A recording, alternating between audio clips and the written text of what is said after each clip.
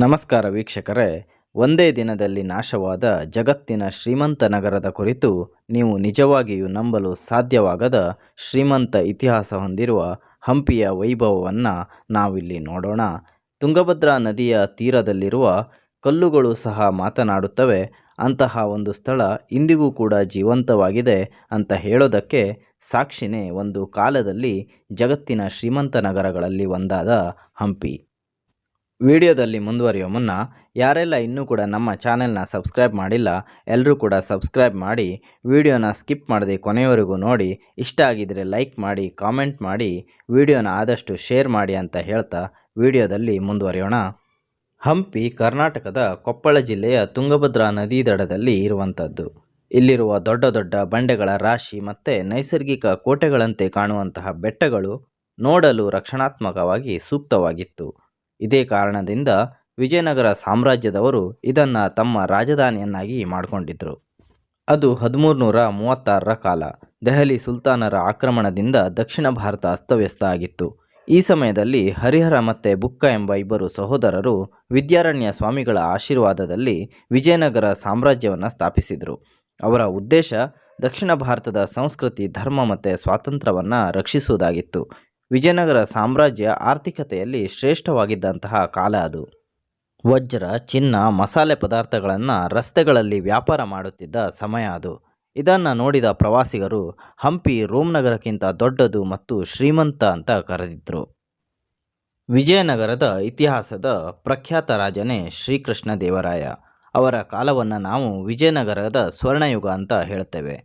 ಹಂಪಿಯಲ್ಲಿನ ಅನೇಕ ಭವ್ಯ ಕಟ್ಟಡಗಳು ಇವರ ಕಾಲದಲ್ಲಿ ನಿರ್ಮಾಣ ಕೂಡ ಆಯಿತು. ಹಂಪಿಯ ಒಂದಿಷ್ಟು ಪ್ರಮುಖ ಸ್ಮಾರಕ ದೇವಾಲಯಗಳು ಕಟ್ಟಡಗಳಲ್ಲಿ ವಿರೂಪಾಕ್ಷ ದೇವಾಲಯ ಕೂಡ ಒಂದು. ಇಂದಿಗೂ ಇದು ಪೂಜೆ ನಡೆಯುವಂತಹ ದೇವಾಲಯ. ಇದನ್ನು ಹಂಪಿಯ ಹೃದಯ ಅಂತ ಕರೆದರೆ ಕೂಡ ತಪ್ಪಿಲ್ಲ. ಹಾಗೆಯೇ ಇಲ್ಲಿರುವ ಕಲ್ಲಿನ ರಥ, ಇದು ಹಂಪಿಯ ಗುರುತು ಅಂತ ಹೇಳಬಹುದು. ಇದನ್ನು ವಿಜಯನಗರ ಶೈಲಿಯ ಶಿಲ್ಪಕಲೆಗೆ ಶ್ರೇಷ್ಠ ಉದಾಹರಣೆ ಕೊಡಬಹುದು. ಭಾರತ ಸರ್ಕಾರ 50 ರು ನೋಟಿನಲ್ಲಿ ಈ ಒಂದು ಕಲ್ಲಿನ ರಥದ ಮುದ್ರಣ ಮಾಡಿರೋದನ್ನು ನಾವು ನೋಡ್ತೇವೆ. ಇಲ್ಲಿನ ಇನ್ನೊಂದು ಪ್ರಮುಖ ಕಟ್ಟಡ ಅದೇ ಲೋಟಸ್ ಮಹಲ್. ಇದು ಇಸ್ಲಾಮಿಕ್ ಮತ್ತು ಹಿಂದೂ ಶೈಲಿಯ ಸಂಯೋಜನೆ ಆಗಿರ್ತದೆ. ಕಮಲದ ಹೂವಿನಂತೆ ಕಾಣುವ ಗೋಡೆಗಳು ಮತ್ತು ಗೋಪುರ ಆಕೃತಿಯ ಮೇಲ್ಛಾವಣಿ ಇದರ ವಿಶೇಷ ಆಗಿರ್ತದೆ.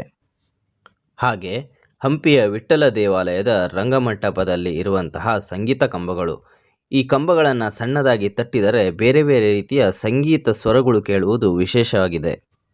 ಮತ್ತು ಇಲ್ಲಿನ ಪ್ರಮುಖ ವಿಶೇಷ ಆಕರ್ಷಣೆ ಅಂದರೆ ಅದು ಆನೆಶಾಲೆ.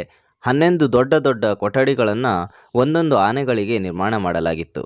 ಎತ್ತರದ ಕಮಾನು ದ್ವಾರಗಳು ಆನೆಗಳು ಸುಲಭವಾಗಿ ಹೊರ ಮತ್ತು ಒಳ ಹೋಗಲು ಸಹಾಯ ಆಗ್ತಿತ್ತು.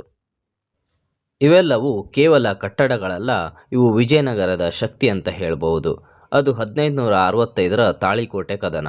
ಡೆಕ್ಕನ್ ಸುಲ್ತಾನರು ಒಗ್ಗೂಡಿ ಯುದ್ಧನ ವಿಜಯನಗರದ ಮೇಲೆ ಸಾರಿದರು.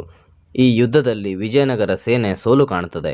ಅದರ ನಂತರ ಒಂದೇ ದಿನದಲ್ಲಿ ಹಂಪಿ ನಗರವನ್ನು ಲೂಟಿ ಮಾಡಿಬಿಟ್ರು. ದೇವಾಲಯಗಳು, ಕಟ್ಟಡಗಳು, ಅರಮನೆಗಳನ್ನೆಲ್ಲ ಧ್ವಂಸ ಮಾಡಿದರು. ಸುಮಾರು ಜನರ ಹತ್ಯೆ ಆಯಿತು.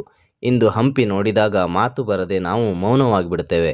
ಆದರೆ ಆ ಒಂದು ಮೌನದಲ್ಲೇ ಇತಿಹಾಸ ಮಾತನಾಡ್ತೇವೆ. ಪ್ರತಿ ಕಲ್ಲು ಕೂಡ ಒಂದು ಕಥೆಯನ್ನು ಹೇಳುತ್ತದೆ.